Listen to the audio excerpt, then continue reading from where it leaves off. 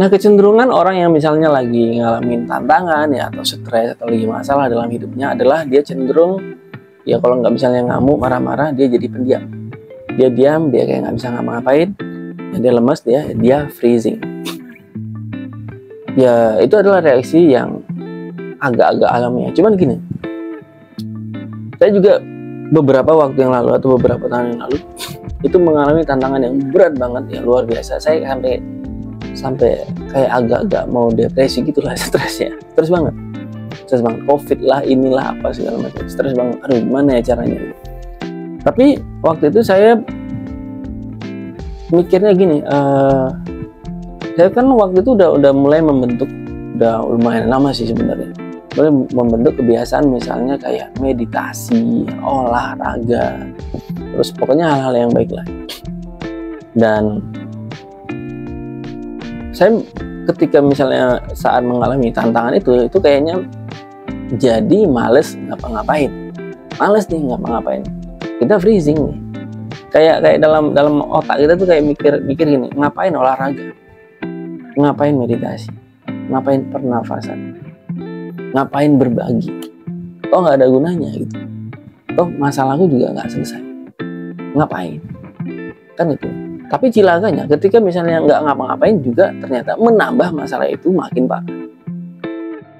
Akhirnya saya secara nggak sengaja gitu, menemukan prinsip ya untuk diri saya sendiri sih sebenarnya. Getting worse itu adalah konsep bahwa gini, ketika kita misalnya sudah biasa melakukan sesuatu dan sebelum-sebelumnya itu, sebelum kena masalah itu sudah ada manfaatnya, ya, keep on doing it. Terus lakukan. Kenapa perlu terus dilakukan? Karena gini, sederhananya adalah kalau misalnya Anda tidak melakukannya, maka hal yang terjadi, problem atau masalah yang terjadi pada diri Anda itu akan tambah parah. Ini seperti penyakit ya. Dia udah sakit nih.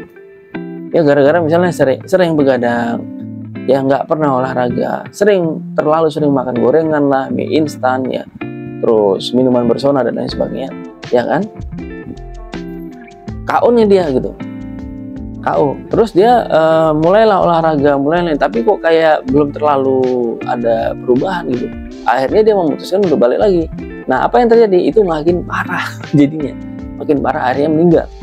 Biasanya begitu aja sih ceritanya gitu. Jadi yang bikin saya terinspirasi adalah salah satu, saya pernah nonton YouTuber Barat ya. YouTuber Barat. Jadi dia satu hari memutuskan untuk, pokoknya aku mau meditasi selama 1 tahun ini, kemudian aku tracking ya, aku kayak bikin video 1 tahun, dia mau ngelihat apa perubahan yang terjadi, eksperimen lah ya, eksperimen apa perubahan yang terjadi kalau dia misalnya selama 1 tahun full meditasi. Oke. Nah, kemudian dia membeli beberapa buku tentang meditasi dan dia mulai meditasi. Terus nih gitu. Nah, setelah mungkin sekian minggu, sekian bulan, dia nanya tuh sama emaknya, sama bapaknya gitu, gimana reaksinya, dan reaksinya positif. Dia kayak jadi lebih tenang, kayak jadi lebih terbuka dan lain sebagainya. Cuman dia sendiri dia kayak nggak ngerasa ada sesuatu yang gitu, yang luar biasa tuh, kayak nggak, ya biasa-biasa aja. Nah, moment of truth ya, momen pencerahan yang akhirnya dia ketemu adalah waktu itu dia ikut sama temennya, ada semacam pesta mungkin, jalan-jalan apa segala macam, dan dia nggak meditasi waktu itu sekitar berapa ya, mungkin antara 3-5 hari dia nggak meditasi. Nah, apa yang terjadi? Dia katanya hancur katanya ya, kayak remek aja gitu, kayak ketika nggak meditasi itu semuanya jadi tambah hancur gitu. Nah, istri saya kan ini ya, sebelumnya rajin misalnya kayak angkat beban, terus yoga dan lain sebagainya. Tapi istri saya itu nggak ngerasa ada sesuatu perubahan, kayak apa ya, biasa aja segala macam.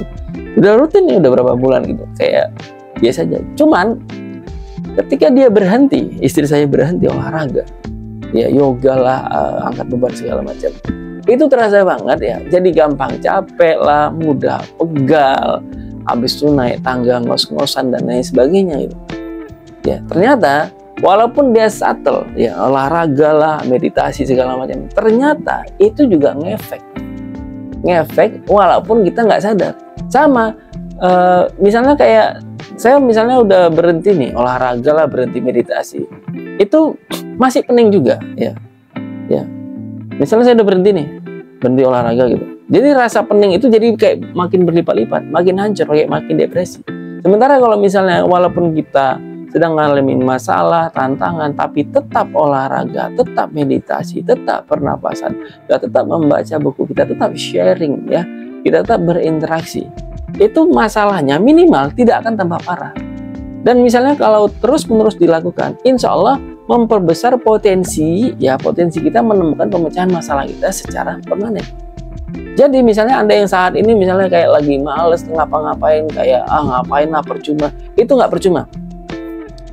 Terus olahraga, terus meditasi, terus pernapasan, terus berjemur, terus jalan pagi, ya, terus nyuci piring, terus nyuci baju, terus bersihin rumah Anda.